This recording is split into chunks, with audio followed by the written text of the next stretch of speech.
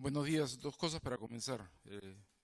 La primera es que durante el día de ayer creo que logramos un bonito equilibrio de género en la composición de los paneles y esta mañana hemos revertido a un par de, ¿cómo se llaman? Manels. Entonces, las disculpas del caso, seguiremos tratando de hacerlo mejor.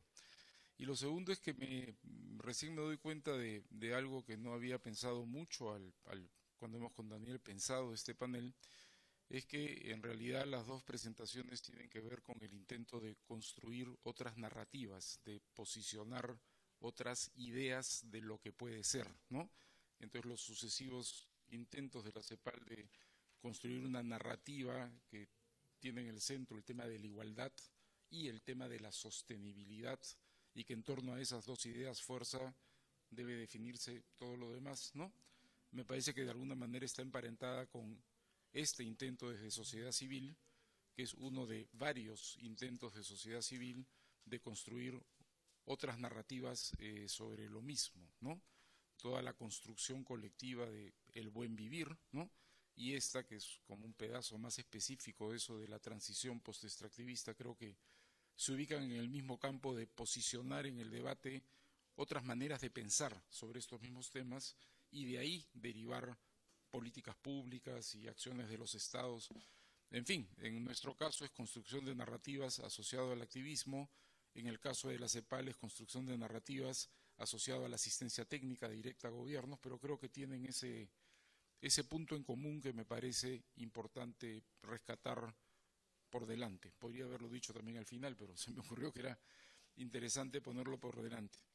En este caso, la presentación se basa en un texto que también fue un texto de referencia para la presentación de Fabio, que es el resultado de un trabajo colectivo, de acumulativo de reflexiones y conversaciones con las instituciones que componen esta red latinoamericana sobre industrias extractivas, ¿no? ¿Qué cosa es lo que sale de este acumulado de años de discusiones, investigaciones comparativas, en fin? En primer lugar, una apreciación muy crítica del legado, de la herencia, de lo que nos deja este superciclo de las commodities, ¿no? Son economías demasiado dependientes de los minerales y los hidrocarburos. Hablamos de inversión, de crecimiento, de canasta exportadora, de ingresos fiscales de distintas dimensiones. Ha habido caída de la pobreza y caída de la desigualdad, con todos los matices y precisiones que Maritza ha destacado cuando uno enfoca las diferencias, ¿no? La desigualdad no entre individuos, sino entre grupos, pero ha habido, ¿no? Digamos, alguna caída, pero muy dependiente de ese crecimiento económico, a su vez muy dependiente de la demanda, ¿no?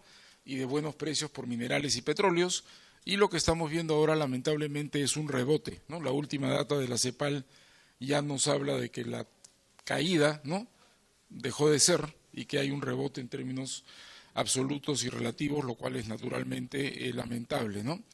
Estamos mirando también en una investigación en curso sobre las relaciones de género en los territorios productivos, que hay probablemente un reforzamiento de las relaciones patriarcales en los territorios extractivos mismos y una permanencia o reforzamiento en la masculinidad de la cultura al interior del propio sector extractivo, ¿no? Luego, en cuarto lugar, pese a que no ha sido tema específico de este seminario y sigue siendo un debe, ¿no?, en nuestras discusiones, ha habido una expansión impresionante, digamos, de la minería informal, ilegal, criminal, ¿no?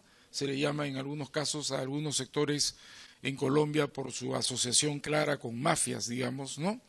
Que tiene enormes impactos medioambientales, y hay un conjunto de preguntas en torno a, bueno, ¿y cuáles son esos sectores formales de la economía que la hacen posible, que interactúan con ella y que se benefician? Porque esos dineros circulan por la banca, ¿no? Esa minería requiere de la provisión de un conjunto de insumos y de bienes que vienen del sector formal, desde la importación de precursores químicos hasta la importación y venta de maquinaria pesada, hasta la constitución de empresas, ¿no es cierto?, para la comercialización y exportación, en fin, ¿no es cierto? nos ha dejado matrices energéticas sustentadas aún en energías fósiles, que son muy generadoras de gases de efecto invernadero. Nos ha dejado sistemas de tomas de decisiones sobre los territorios y los recursos naturales que está totalmente controlada por los gobiernos centrales. Podría añadir que en algunos casos gobiernos centrales capturados por las élites empresariales que se benefician de otros negocios, y en otros casos de gobiernos centrales capturados por élites más bien rentistas, ¿no?, que caen perfectamente en la definición esta del imperativo extractivista, élites políticas que no tienen ninguna otra intención que seguir generando ese tipo de renta para capturarla y usarla para sostener la legitimidad de su propio liderazgo político, ¿no? Nos ha dejado estándares e instituciones ambientales y sociales.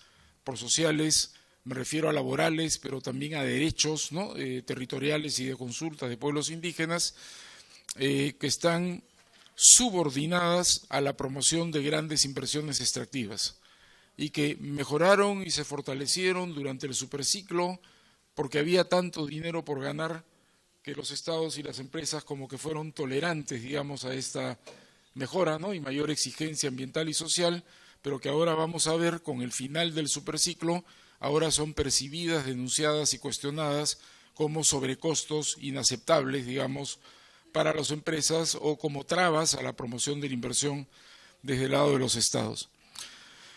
Nos ha dejado una cultura colectiva que es predominantemente extractivista y cortoplacista, es decir, esta crítica sigue siendo una cuestión de minorías, ¿no? Y hay mayorías de la población que siguen convencidas que el camino al bienestar es extraer todo lo que se pueda, ¿no?, sacarle todo lo que se pueda y convertirlo en el mayor consumo material que se pueda en el corto plazo sin mucha preocupación por las consecuencias de mediano y largo plazo de este tipo de enfoque, ¿no? Y nos ha dejado élites políticas rentistas, nos ha dejado élites políticas que han construido una visión de sí mismas como administradoras de la gran renta extractiva y que para poder seguir haciendo eso lo que tienen que hacer es seguir promoviendo la gran inversión extractiva, ¿no? Entonces, una suerte de resumen de mucha discusión y mucha conversación, pero que constituye más o menos una imagen que busca ser lo más comprensiva posible de cuál es el legado, cuál es la herencia, con qué nos encontramos ahora, ¿no? Una ilustración que además coincide con un tema que Mauricio mencionó en su presentación es este gráfico que viene de la CEPAL sobre la enorme concentración de la productividad, ¿no es cierto?, en el sector de minas y canteras, y en segundo lugar, aunque distante, en el sector financiero de bienes raíces y de servicios. Todo lo demás es de muy baja productividad, y al ser de muy baja productividad tiende a la informalidad. No puede generar empleo digno, no puede generar empleo decente, no puede formalizarse, alberga muchas economías de sobrevivencia, ¿no? Mucho de la informalidad es: monto una pequeña empresa para pelar naranjas y vender jugo, y es para sostenerme en la línea de pobreza con las justas, ¿no es cierto? Pero no hay procesos de acumulación de capital, de bienestar, de generación de empleo formal y con derechos, y en muchos de esos se albergan situaciones de pobreza extrema, ¿no?, y de pobreza que nos siguen haciendo la región más desigual del planeta, como mencionó correctamente Mauricio. Esa es simplemente una ilustración. CEPAL tiene muchas ilustraciones como estas de enfermedad holandesa, desindustrialización. Presentaste también el gráfico sobre exportamos piedras, ¿no? O sea, nuestra capacidad de patentar, de generar conocimiento, de patentarlo y de incorporarlo en procesos de agregación de valor y entrar al mercado internacional con conocimiento agregado en los productos es mínima, mientras en el Asia eso ha crecido exponencialmente en los últimos 15 o 20 años.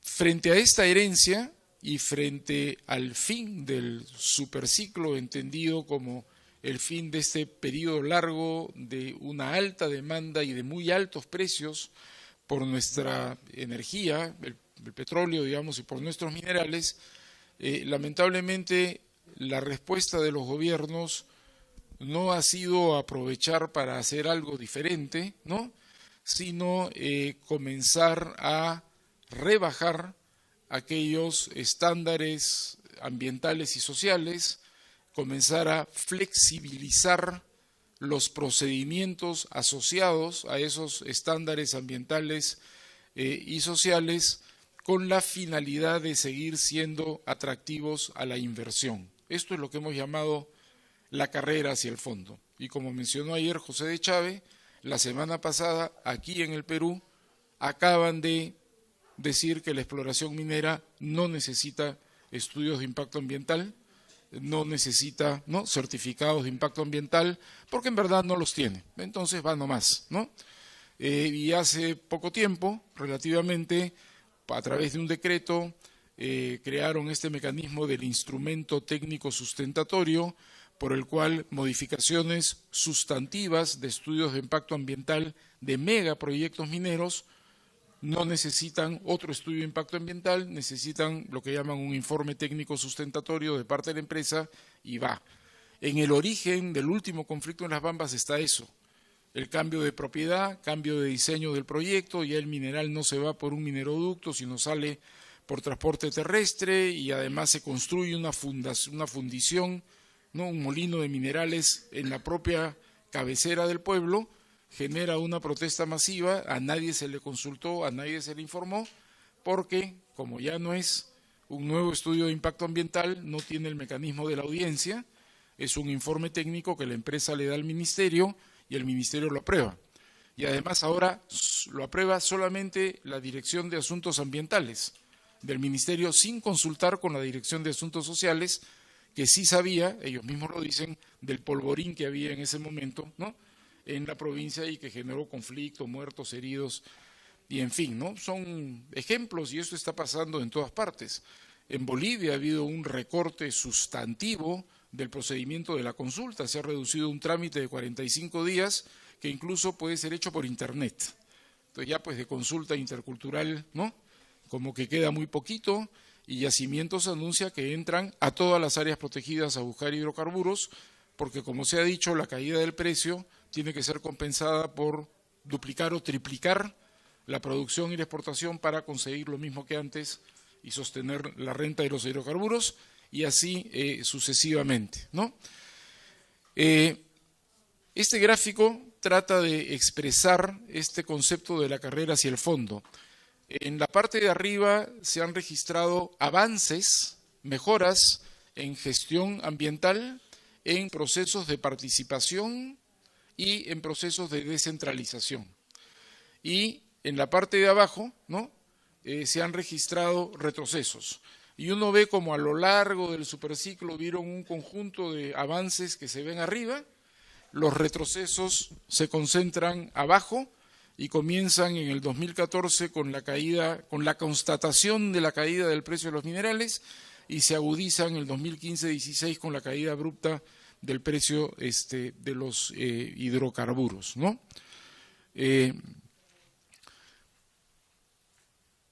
La respuesta que hemos venido trabajando y que se ubica dentro de este paraguas narrativo de la idea de una transición post-extractivista tiene varios componentes, ¿no? Y no todos acá hacemos todo, ¿no? Instituciones diferentes atacan partes de este problema, pero la respuesta integral supone la combinación de una diversificación de las bases del crecimiento y de los ingresos fiscales para hacerlos más sostenibles tanto económica como ambientalmente y más equitativos en su relación con las mujeres, las poblaciones rurales y los pueblos indígenas, ¿no? Esto debe incluir ofrecer alternativas de producción y empleo a las poblaciones hoy día dedicadas a la minería ilegal. Y que se puede, lo han demostrado algunas experiencias en relación a la coca en el Perú, por ejemplo. Valle del Guayaga se ha logrado, ¿no? Claro, y después la coca migra a otros lados, pero en algunos territorios se ha logrado. Es muy importante que terminemos de migrar nuestra matriz energética hacia una más limpia y sostenible. Es muy importante, y esto tiene que ver directamente con la construcción de una gobernanza con apellido, ¿no? Una gobernanza mejor, más inclusiva, más democrática. Veo que, ¿no?, en la presentación de Mauricio se ve esa búsqueda de calificar la gobernanza, ¿no?, que uno requiere y no simplemente describir la que hay. Bueno, hay que reformar los sistemas de toma de decisiones sobre los territorios y los recursos que ellos contienen, y ahí Fabio lo mencionó también, afirmando una perspectiva multisectorial. El Ministerio del Ambiente y el Ministerio de Cultura deben tener tanto poder y tanta fuerza como el de Economía y el de Energía y Minas. Multinivel, los gobiernos locales tienen, las élites políticas locales que no ganan elecciones, tienen que ser incorporadas, y hay que fortalecer los mecanismos de participación y hay que fortalecer el conjunto de instituciones que están encargadas de velar por el cumplimiento de estos territorios y por la salud, digamos, de territorios y servicios. Y para terminar, esto tiene algunos requisitos políticos, no es solamente una recomendación técnica, ¿no? Se necesita construir una conciencia ciudadana sobre la importancia de una nueva visión. Es decir, se necesita que esta nueva narrativa logre, Gramsci, hegemonía política, se constituya en mayoría en el sentido común de la población y no sea solamente una cuestión de élites minoritarias, de ONGs o de intelectuales universitarios. Se requiere una articulación entre los países para negociar en paquete las condiciones de la inversión minera y petrolera. Como el debate de que si era posible el socialismo en un solo país y no era, bueno, salir del extractivismo país por país, imposible. Si seguimos compitiendo, imposible. Entonces se requiere una nueva apuesta de integración regional en torno a estándares ambientales, sociales, fiscales y de tratamiento de este sector. Y finalmente se requiere de liderazgos políticos que superen el consenso de las commodities, ¿no? Que no caigan o que no sean parte del imperativo extractivista, ¿no es cierto?, porque si tenemos élites políticas cuya única apuesta sigue siendo más de estas inversiones porque generan mucha renta que yo capturo y con eso me legitimo, vamos a seguir en políticas de carrera hacia el fondo a la espera de un nuevo superciclo que nos saque del problema temporal y dentro de 100 años otro Bruno Seminario dirá, ¿no?, entre el 2018 y el 2050 volvió a pasar lo mismo que pasó desde 1650 hasta el 2018. Gracias.